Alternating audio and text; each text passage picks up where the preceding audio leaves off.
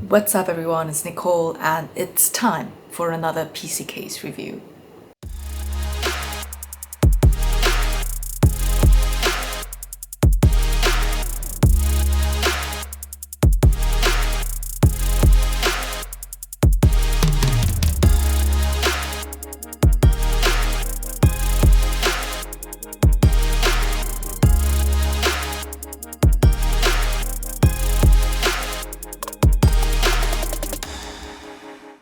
Here we have with us today the Forge M2 Micro ATX RGB case from Tecware.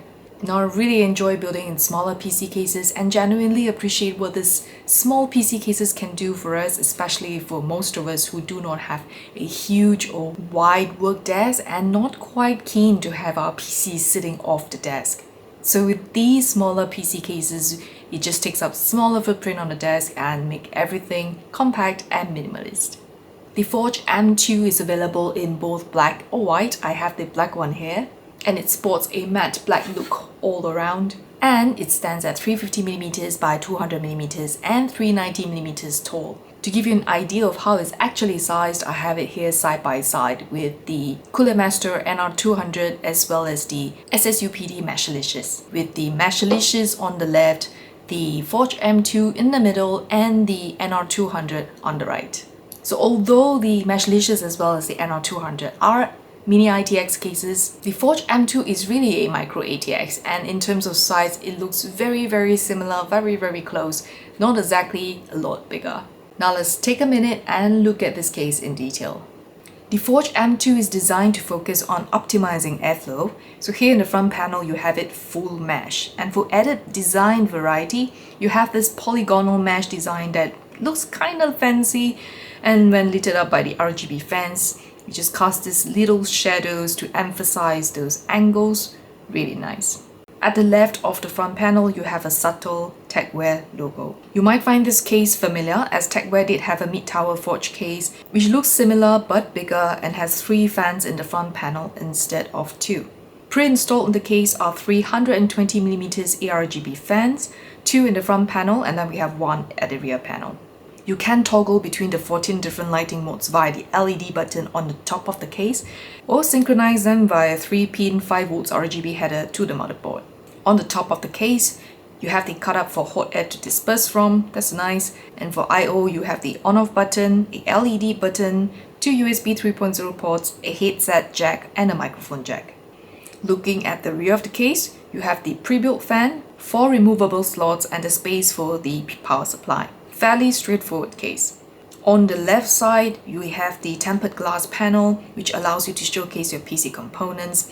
This panel is easily removed toolless, just simply by opening it from the bottom, and then you swing it open the same way you do with a door. It is magnetically secured and has a hinged side. Previously, when we reviewed the Meshlicious or the NR200, we all about having push pin panels, making it so easy to access your PC components, just pull and push back. Now with this new dimension of hinged glass panel, it really facilitates the ease of access, which I find it absolutely awesome. On the right side of the case, this is where I hide all the messy stuffs. This is removed by a sliding panel secured by screws, still toolless, nothing unique, very much like most of the PC cases that we've reviewed. Now let's look at parts compatibility. The Forge M2 works with both mini ITX motherboards and micro ATX motherboards and feed a ATX power supply. For GPU, you can mount them horizontally here, and this case can take GPUs up to 300mm in length. For fans, you can mount 220mm fans on the top of the case, and this is only for fans. You can't do a radiator on the top with fans. And then there is that pre-installed 120mm fan at the rear. And behind the front panel, there are the 2 pre-installed 120mm fans, which can be swapped out for 240mm fans as well. The AIO radiator will fit behind the front panel, so with all 5 fans positioned, you have an air intake from the front panel to be exhausted from the rear and top of the case. A very simple but effective structure.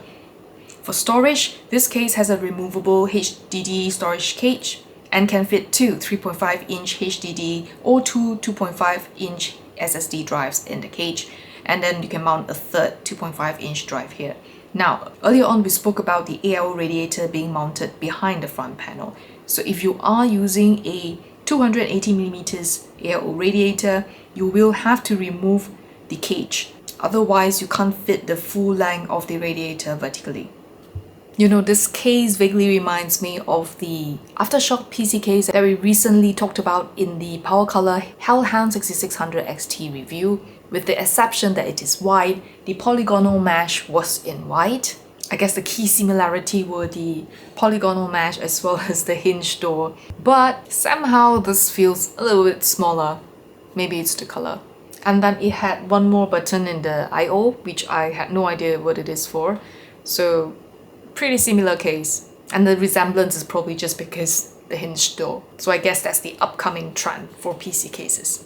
That said, this is not the first PC case we've reviewed from Tecware, and they are known for their ability to bring forward great products at reasonable prices so that the mass consumers are able to consume these products as well.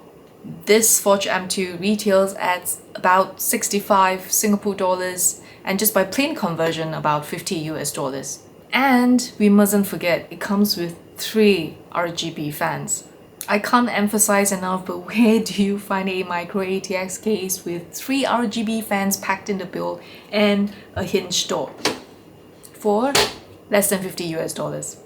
This price point is just so amazing, so it gives you more money out of your budget to spend on your CPU, to spend on a better graphics card, or just simply get more RAM for your build. Having PC cases at this kind of price point just means that we can now not just upgrade our PCs because we're changing components, but basically just upgrade the case for a newer, refreshed look on your work desk. So building in this case, I have some findings which I feel could be important for you to know. Firstly, when I opened the box, I realized there wasn't a manual. I'm not sure if it's because this is meant for review, but then again, to be honest, you really don't need a manual for building in a PC case so as straightforward as this. In the box, it just comes with a pack of screws that you can use for motherboards and your power supply, and some cable ties. Secondly, you'll probably be already typing in the comments to tell me that, hey Nicole, you're missing a graphics card. And the reason is not there. I could just emphasize and show it to you. Reason is not there is because the maximum length for graphics card in this case is 300mm. I do not have on hand any graphics cards that is 300mm or less. Therefore, I have no choice. It is missing a graphics card right here. Not to say that there are no graphics cards that are smaller than 300mm. Previously, we reviewed the Power Color Hellhound 6600 XT that will fit perfectly fine here. We have also reviewed the Zotac M-Hollow 3070 that will also fit perfectly here. So a couple of graphics cards out there just means that if you want to ride on a fairly priced micro ATX case that looks almost as small as a small form factor case, then the Forge M2 that does have a slight limitation in terms of GPU compared to some of the popular small form factor cases. One thing I do notice about the Forge M2 is that the fans are a little bit louder than my other PC builds, and part of it is because I've connected the fans directly to the case to be powered and not to the motherboard, which means that we cannot adjust how we like the fans to perform. Apart from all these, I really like how solid this case is. It's like metal everywhere. And I do appreciate the 4 rounded legs that this case has to elevate it sufficiently off the table so that there is enough height to facilitate the power supply fans. The other thing that I really like about this case is the hinge door. I cannot emphasize how much I like things to be easy, to be simple, to be easily accessible in the case. And this scores some points. And then there is that option to change the RGB lights just by pressing of a button on the case. You know, you don't have to navigate into the motherboard software, which, to be honest, not all of them have a decent. I'm not sure using the word decent would offend anybody, but to be honest, not all of them have a decent UI, and that is my personal opinion. I think we can perhaps set a poll in the comments below on which of these software is genuinely the worst. Now let me get this back to the red. Since I've touched on my feedback on this case, the findings that I realized and the things that I like about this case, what I personally think would make the Forge M2 look even better, especially in black, would be if it were to come with tinted mirror panel instead. And why do I say that? Because this case already comes with RGB fans, so we know that this will be an RGB case, that there will be enough lighting to light up all the components that you want to showcase. So even if you have a tinted darker glass panel, you will be able to see your components nonetheless. However, that darker tinted panel then provides a more seamless blend into the black PC case, so when it's not powered on, it's going to look seamless. And in fact, if they adopt that mirrored look, then it becomes, a little bit reflective, a little bit more classy and elegant. And for a white Forge M2, they could just, instead of having it tinted, just have a clear but mirrored glass panel. I think that looks awesome. Anyway, that's just my 2 cents. Now, do let me know what you think in the comments below on this case. If you think it is as great a buy as I think it is for a $50 case, RGB fans, you've got everything, isn't it? I hope I've covered enough to make this review meaningful for you. And do subscribe to our channel, as that's the biggest, best support that I can receive from you guys that motivates me to keep going and growing. Thanks so much for watching, and I will see you in the next one.